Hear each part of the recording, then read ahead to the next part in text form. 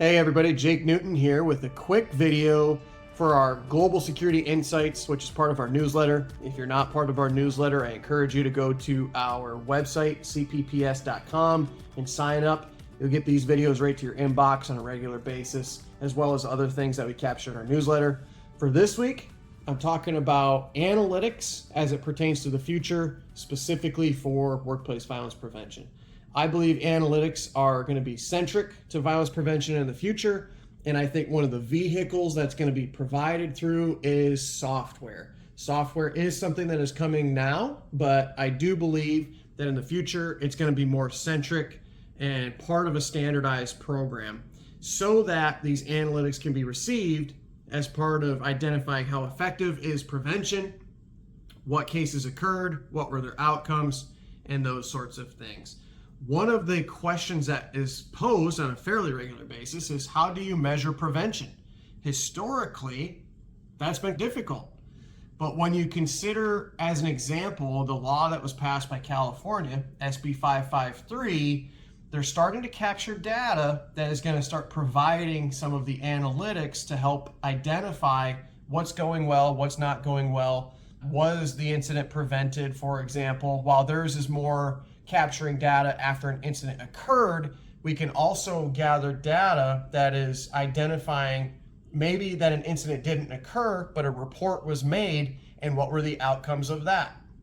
So software, I think, is going to really facilitate that, but nonetheless, gathering this kind of data, classifying these different things, and maintaining that on a regular basis is going to be far more mainstream into the future.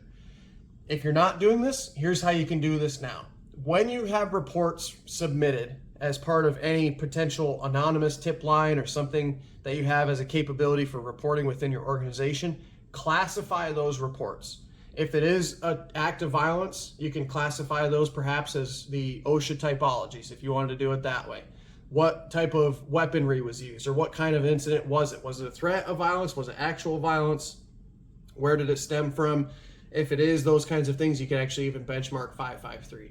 But short of that, you can classify what kind of a report that was provided if it's actually something that isn't amounting to violence, and that can help start tracking some of the prevention side.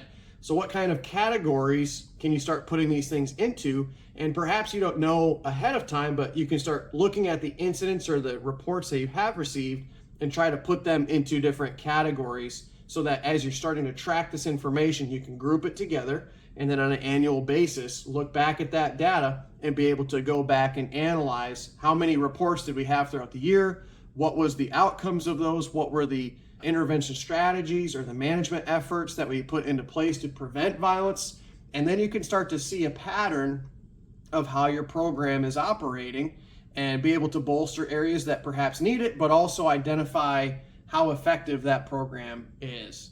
So a little bit of a tidbit there, one kind of main theme, but analytics and the future for violence prevention, I think they're going to go hand in hand together.